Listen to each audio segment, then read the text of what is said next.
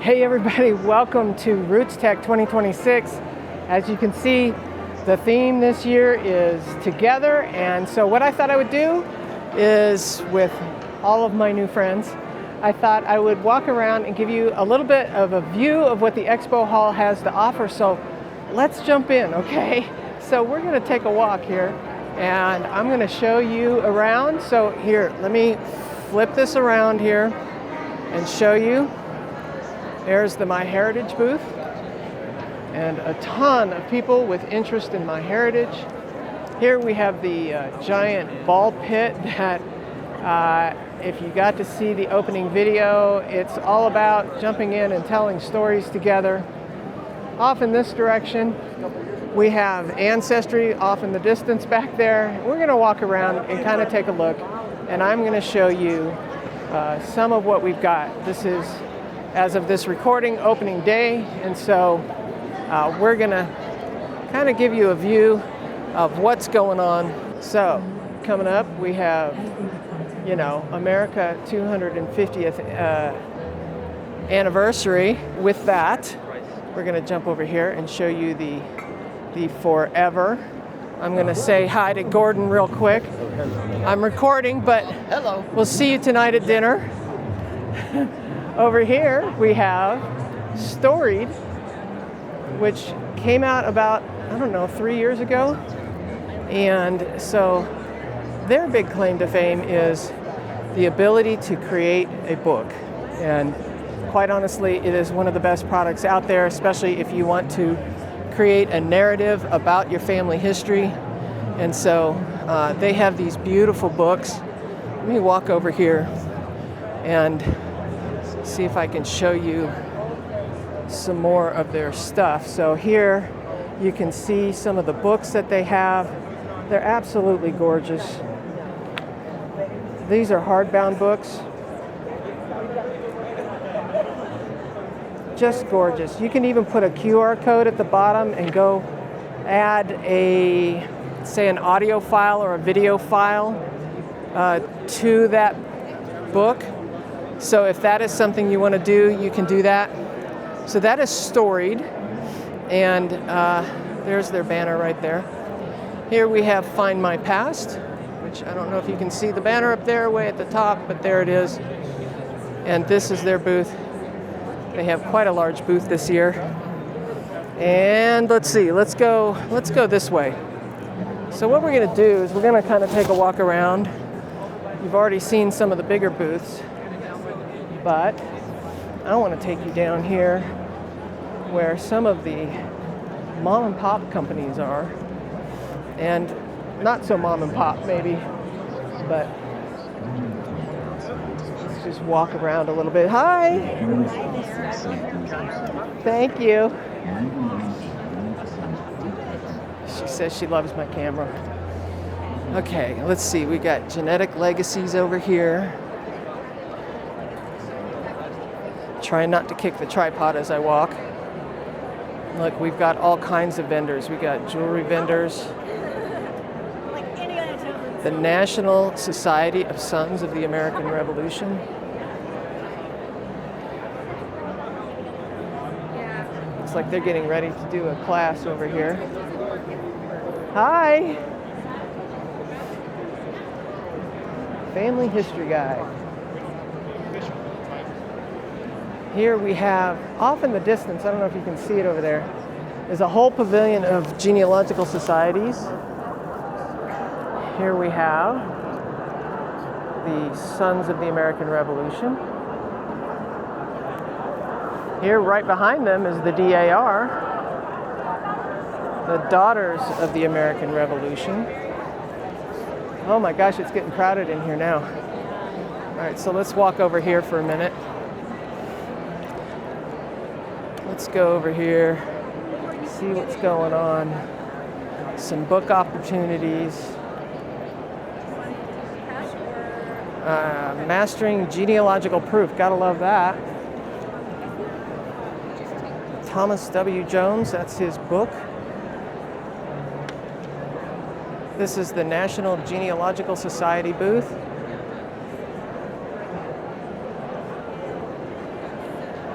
thought it might be fun just to kind of give you the vibe of what's happening at the Expo Hall. And hi, I don't know about you guys, but I'm planning on being at the National Genealogical Society Conference in May, which is going to be in Indiana. So I hope to see you there. This is the Genealogical Society's pavilion.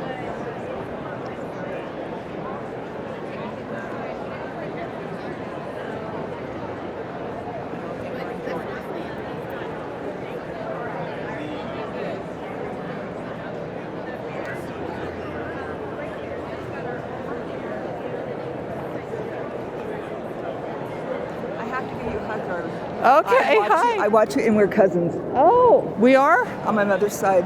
Oh, well, hang on a second. I'm recording, so hang on one second. Say hello to everybody. Hello.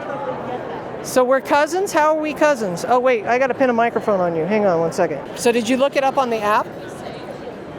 On the...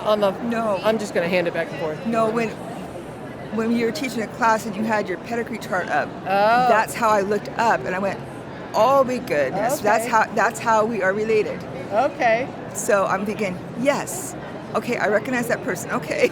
All right. So do you know 5th cousins, 1st cousins, 3rd cousins, 10th cousins? Didn't remember exactly. I don't know. I can't That's all remember. right. Good to meet you, cousin. What's your name? Patricia Larson. Patricia. My maiden name's Stewart. Okay. All right. All right. Good to see you. All right. Well, see, you always run into cousins. One of the cool things about the family search app, the RootsTech app, is you can look up people that are also at the conference. And so I know that I think I have a first cousin here that I'm dying to run into because I haven't seen her in a long time. So there's that. But boy, the crowds are coming in now. So let's move on. Excuse me.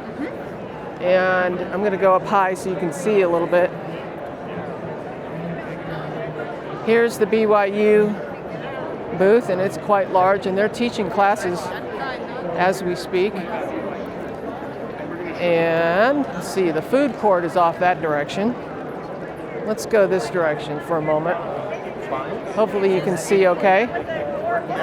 Excuse me, pardon me. Coming through, pardon me. There are so many booths here. Archives and services. What do you guys do? I'm recording right now. I hope you don't mind. It's not live, but we're recording. Yeah, we hold government records for Utah, so Okay. certificates, court records.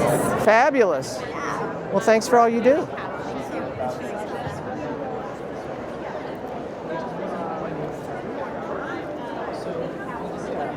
It's almost getting too crowded to walk. Yeah. Let's get you up in the air. Well, you look familiar. How are you? Yeah, it's good to see you. Always good to see you. I'm for you at breakfast, and I switched hotels. Yes. Hi, I'm recording, so say hi. Hi. So I ran into Susan here, and we are talking about a trick that we talked about on a Zoom call the other day. And so tell everybody what this trick is that worked for you as well as one of the other students in the academy. Yeah, you had mentioned just using first names and like to back off on your search engines and not put so much specific detail in. Right. So I put in just the mother's first name, which was unusual, Mina, and the son's birthday name, Garrett, which was another unusual name, just first names, and I put in the exact birthday. And I was looking for a birth record in 1884, and it popped up, and all of a sudden I found her with her maiden name and a notation that he was illegitimate, which made sense why he was born the year before they got married, because I couldn't figure it out. So to kind of recap what she's talking about, I'm going to back this up just a little bit so we can see everybody. So the trick is this: if you're having trouble finding somebody, and this really works well with census, but as Susan was demonstrating, it can happen on any kind of search engine. But if you're really having trouble finding somebody, and let's say you go to the search and you pre-populate it with one of your ancestors that you're looking for, and you can't find him, search is not happening. go and erase the last name. There's two different tricks here. Erase the last name of everybody, but leave all the first names of everybody in the family. So sometimes when you pre-populate, you get the husband, the wife, and all the children, or maybe some parents. Leave all those first names in there, but remove all the last names.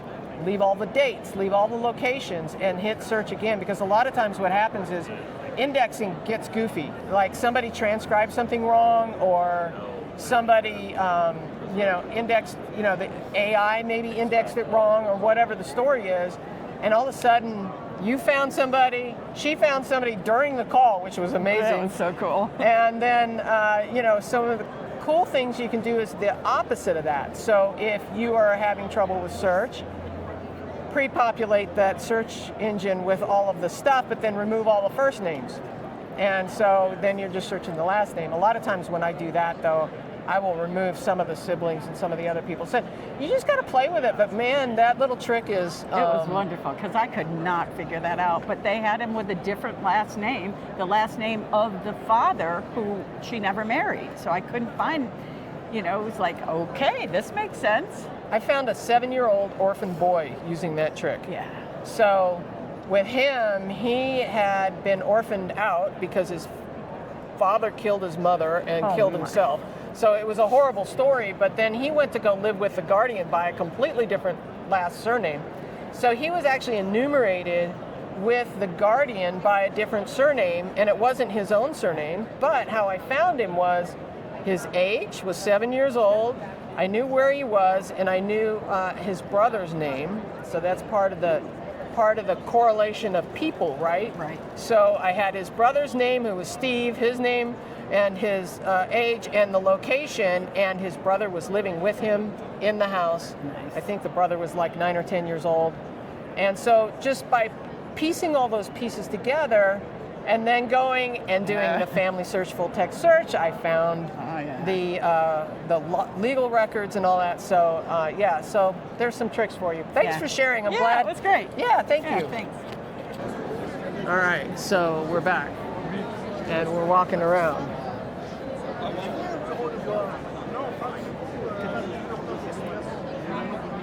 Try not to go too fast, because I know that's no fun. But there is so much going on here. I don't even know where to start.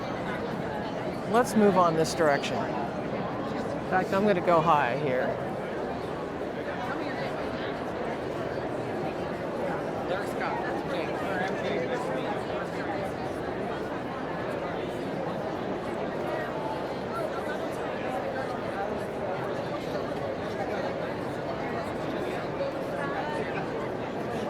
It's funny because I run into people all the time, especially when I'm recording. I don't know what it is. It's a magnet, I guess.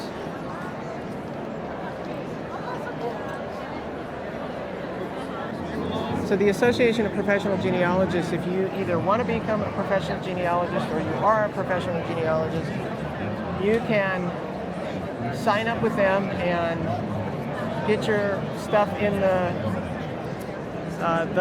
listing, because what happens is anytime we refer people to professional genealogy, this is where I usually send them, is to this website. If they're looking to hire somebody to do some research, they will organize their list all entirely by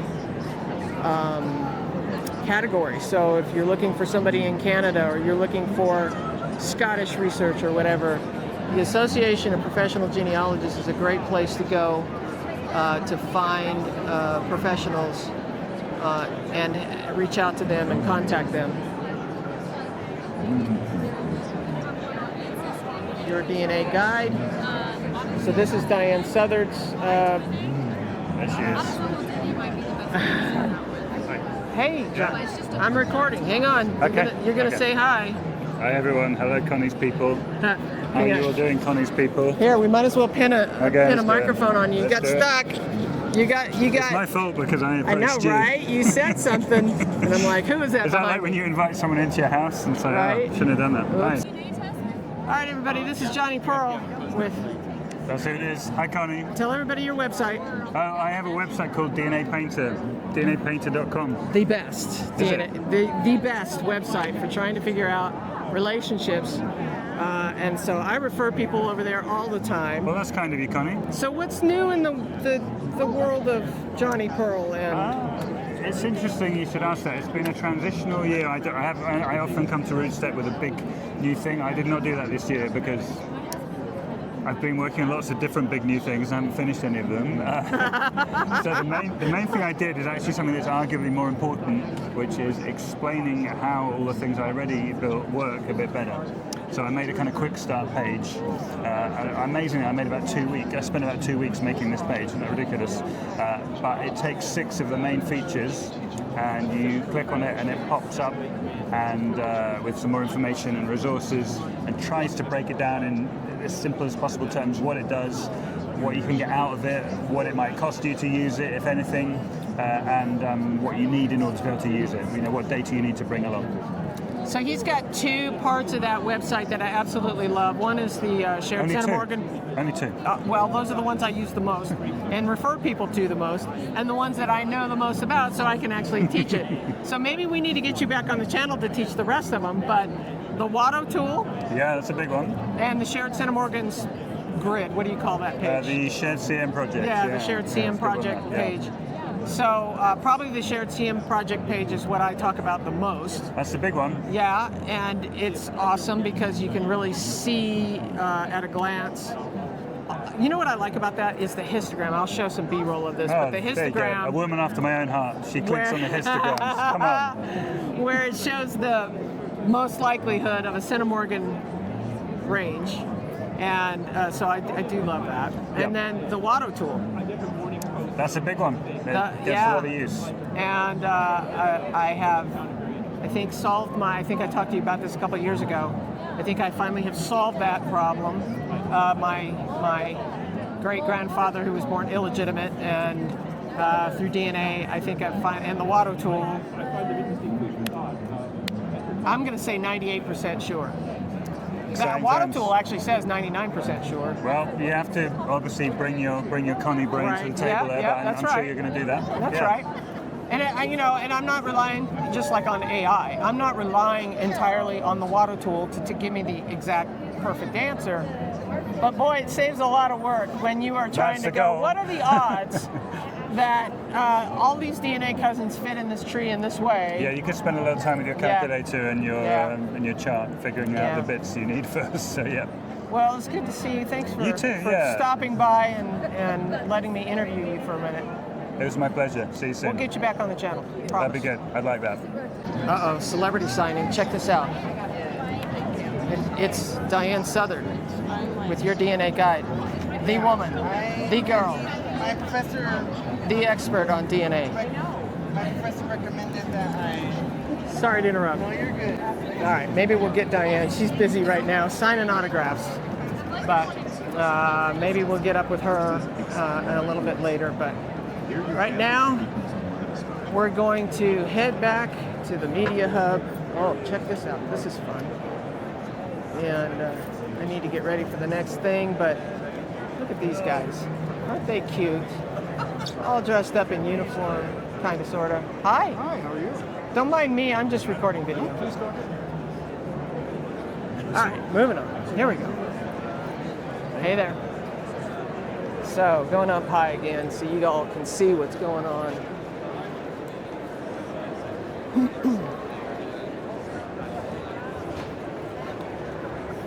Check this out. Check this out. I don't know if you can see that or not. Harry Potter, I love it. And back up into the sky you go. Family search. You know, I know that not everybody can come to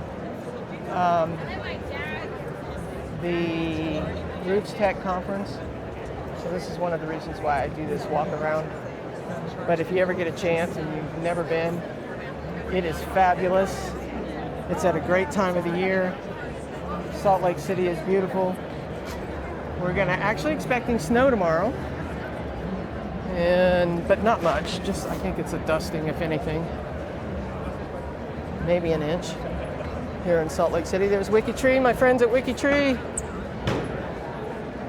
There they are. There's Erwin. Oh, you're filming. I am. I'm not live, but I'm filming. How are you? Good. How are you? Good. How's WikiTree doing? We're doing great. I'm feeling as bright as ever. Right. You got the orange going. That's cool. All right. We'll see ya. See you later. Enjoy. And oh wait, celebrity sighting. Wait, look who it is. Sunny. How are you? I'm doing great. How are you? Good. All right. You might as well hang on a second. Let me give you a microphone. All right, what's going on? There's something new going on with you today. There is something new going on with me today. So I just finished a panel this morning. We talked about oral history and how important it is with Kurt Witcher and Crista Cowan, and it was super fun. Yeah. Super excited audience. I am here this week promoting my brand new book called Searching for Sisters. Where can they find it? At Genealogical Publishing Company website. So that's my publisher, and it's on researching Catholic nuns.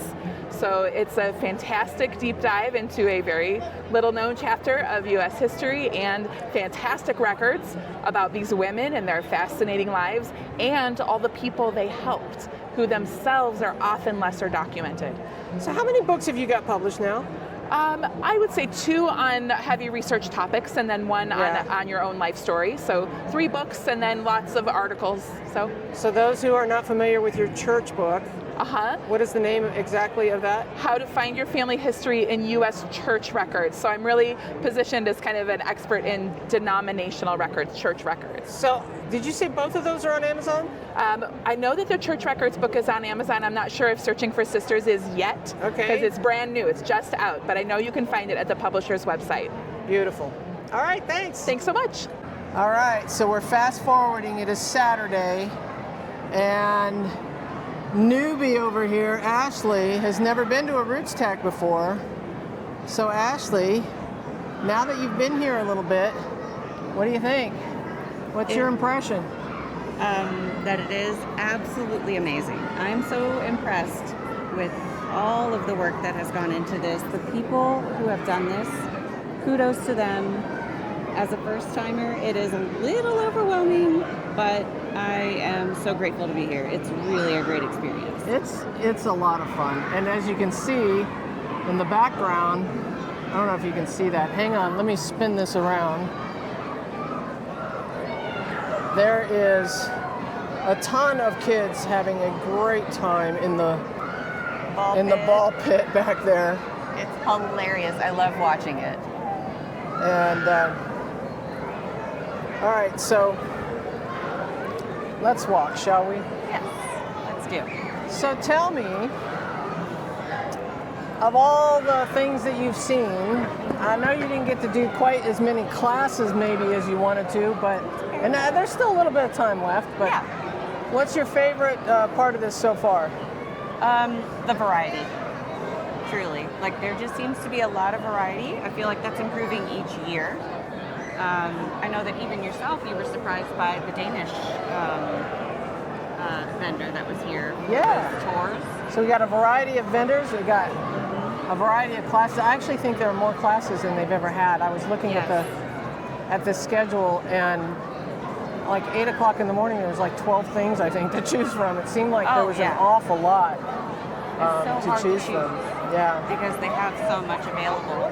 And there's so much in the expo hall, you can't possibly see it all. No. I've been trying to get around to see some of it, but between taking classes and running around doing videos, and interviews.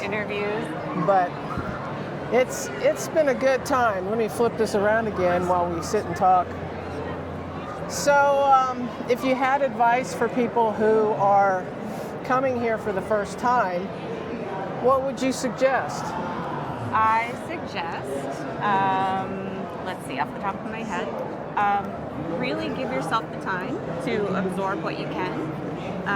Try to just take it one bite at a time. Don't overwhelm yourself. And don't be afraid to ask for any help, anybody here, because I feel this way again and again. I've seen it online, and I think this is just to be able to feel it in person, that the genealogy community truly, truly are some of the kindest people on the planet. Agreed. My advice would be wear good walking shoes. Yes, that too, yes. Because you are going to put your steps in. Yes. I think I've been averaging maybe 10,000 steps a day, which is more than I normally do. And it's a great place. It's the camaraderie, I think, is one of my favorite things. Yes. The running into people that you only get to see once a year, maybe twice a year, depending on how many conferences you get to.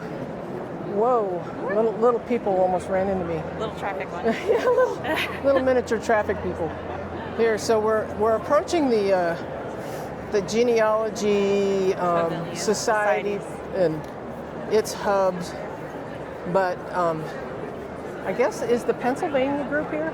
Yes, I went and spoke to them. Oh, good. I'm a former member, and yeah, it was really great to just, again, putting faces and names together, and again, just getting to interact with people. I feel like we miss so much of this, with everything being online.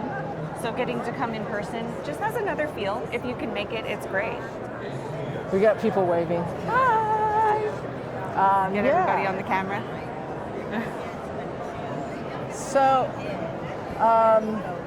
yeah, this is an area I didn't really spend a lot of time in before when I was doing my walkabout the other day. So together between that day and today, I'm editing them together in one video just to kind of give everybody the idea of who's here.